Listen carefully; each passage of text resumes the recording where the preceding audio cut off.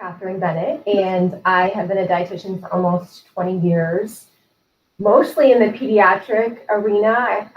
So I've been seeing kids ages 0 to 21 for the majority of my career. And right now I've been working for about 10 years in the outpatient gastroenterology and nutrition clinic at Chalk Children's. So I see a variety of kids from those who need tube feedings to those who need some help growing to kids and teenagers who need IV nutrition, to kids who have gastrointestinal disorders like inflammatory bowel disease, irritable bowel syndrome, etc.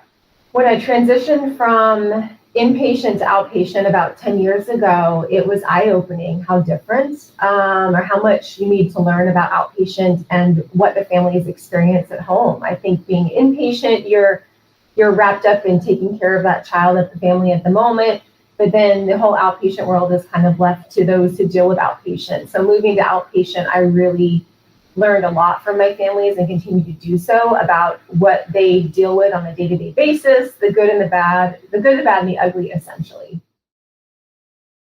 Benefits that I attribute to the bFed system for my patients, one would be the ease of delivery. I have a lot of families doing thicker tube feeds, whether it's a home blenderized diet or a commercial blenderized diet, that, they get these syringes that aren't necessarily the best quality, or, they don't have enough, and they're constantly having difficulty pushing these thicker feedings through a syringe.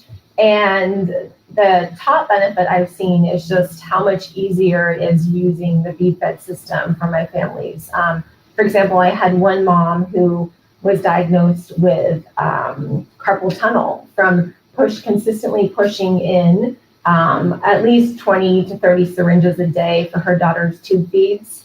And I immediately asked her to try the bFed system, and she found it a lot easier using that system.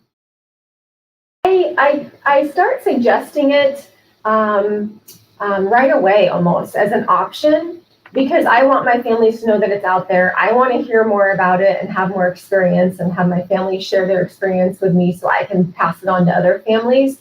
But I will, I will be less likely to bring it up on our first visit if a child is on a pump feeding and probably needs to stay on some sort of pump feeding. But most likely to bring it up if a child is on a syringe bolus regimen or a combo regimen, or a family is, like this mom I mentioned, struggling with the syringes and then the feedings are too thick. But what I've heard from my families, I haven't heard from any kids, a lot are really young, and I haven't, gotten any feedback from them quite yet. But the parents, I will say, really like a couple parents really like the environmental friendly nature of the product.